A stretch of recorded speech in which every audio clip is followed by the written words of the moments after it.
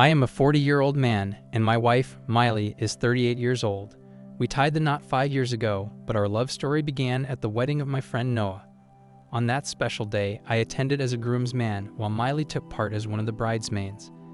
It was during the ceremony that Miley's captivating confidence caught my attention, as she gracefully donned a beautiful green maxi dress. As I gazed at her, my attention completely consumed. I clumsily spilled cocktails all over myself.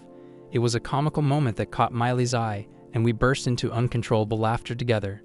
Amidst the laughter, she kindly offered her assistance, helping me clean the mess from my shirt. It was evident to her that I was attracted to her, but my hesitance prevented me from making a move. However, Miley, with her laid-back demeanor and stunning appearance, took the initiative and struck up a conversation with me. Her charm and beauty were simply irresistible. While I had always been skeptical about love at first sight, meeting Miley shattered my doubts. From the moment our eyes met, I knew she was the one for me. As our relationship blossomed after Noah's wedding, Miley extended an invitation for me to meet her parents. It was during this time that our commitment deepened, and we realized we wanted to spend our lives together. However, our journey faced a hurdle when Miley's father expressed his concerns about our relationship. He held a strong desire for his daughter to marry a wealthy businessman, which posed a challenge for our union. During my visit to their home, I was taken aback when Miley's father had the audacity to belittle me, referring to me as an average man. He went on to insult my financial standing, expressing his disapproval of his daughter marrying someone who he deemed to be earning insufficient income. It was a hurtful moment as he compared my modest earnings to Miley's remarkable beauty, likening her to a Hollywood actress. Despite the fact that I held the position of a brand manager at a reputable marketing agency and was earning a respectable income, his shallow and demeaning remarks provoked my outrage. In response, I firmly stood my ground, expressing my disappointment and reminding him that true worth extends far beyond material wealth. Due to the man's overwhelming narcissism, Miley adeptly handled the situation, demonstrating her loyalty by standing by my side and confronting her father. With her unwavering support, Miley chose to leave her parents' house and embark on a new chapter with me. Merely a week later, we organized an intimate ceremony to celebrate our union and exchange vows, bringing us great joy. Having such an understanding and encouraging partner as my wife filled me with immense happiness, particularly as Miley deliberately chose to invite her mother alone, omitting her father from the guest list. Our initial year of marriage overflowed with bliss and contentment. Nevertheless, as our journey progressed, I began to observe certain traits in Miley that mirrored those of her father. Growing up, her parents had showered her with abundant love, leading to a sense of entitlement within her. She frequently insisted on being treated like royalty, expecting unwavering obedience to her desires. Any disagreement I expressed was promptly dismissed as a mere dispute, as she held an expectation for me to comply with her every demand without hesitation or inquiry. During our furniture shopping for our home, I found that Miley had little regard for my opinions. My suggestions were consistently overlooked, and when I expressed my preference for white sofas over the green ones, she blew the situation out of proportion. Her tendency to become upset and throw tantrums over seemingly trivial matters became evident. On one occasion, I mistakenly purchased chocolate ice cream instead of her beloved blueberry flavor, which led Miley to burst into uncontrollable tears. It became apparent that she was unaccustomed to hearing the word no in her life. With no job or career, she dedicated the majority of her time to socializing with friends and indulging in shopping expeditions. I came to the realization that Miley had inherited her father's traits, but I was not prepared to surrender or blindly comply with her demands. I made it clear that as a married couple, I had the right to express my opinions, and I expected her to exhibit maturity if we were to build a successful marriage. I conveyed that without mutual understanding and respect, our marriage would be untenable. Miley was taken aback by my assertion, since she had never encountered the word no before. Overwhelmed with emotion, she sobbed and sincerely pledged to modify her behavior. Although it was an unfamiliar experience for her, she was determined to make an earnest effort because she professed a deep love for me.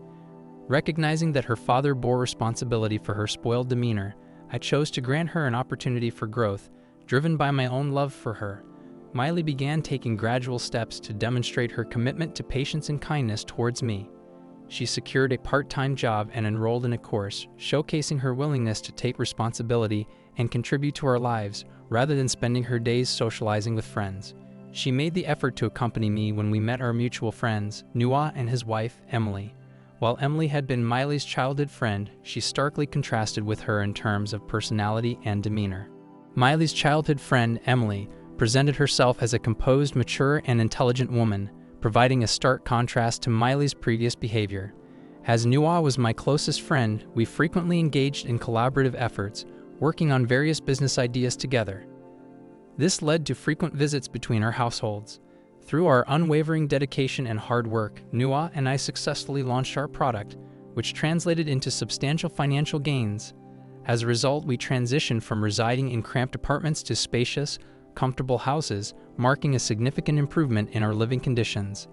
Upon hearing about my accomplishments, my father-in-law's perception of me began to soften, prompting him to initiate casual phone conversations. Initially, I harbored reluctance to engage with him, but with encouragement from Emily and Noah, who desired for me to let go of the past and extend forgiveness, I decided to answer his calls. Eventually, I embraced the idea and extended an invitation to my in-laws, welcoming them to our new home. When my father-in-law accepted the invitation and visited our opulent abode, he was taken aback by the extent of our newfound prosperity, as he had never anticipated my success. It was his own ill treatment and misbehavior that fueled my desire for wealth, serving as the impetus for me to tirelessly work day and night to achieve my goals. However, he persisted in pressuring both Miley and me to start a family, despite our reservations and personal preferences. Ironically, the man who initially opposed his daughter's union with me now expressed a sudden desire for us to have children. Recognizing his tendency to intrude in our lives, I maintained a reasonable distance from him. However, last year during Christmas, Miley's parents insisted that we host a grand dinner at our home, urging us to include a range of guests. In response, I extended invitations to Noah and his family, as well as my own parents and brothers, fostering an atmosphere of togetherness and celebration. Miley's parents insisted that I extend invitations to their friends and relatives for the Christmas dinner, citing their absence at our wedding as the reason.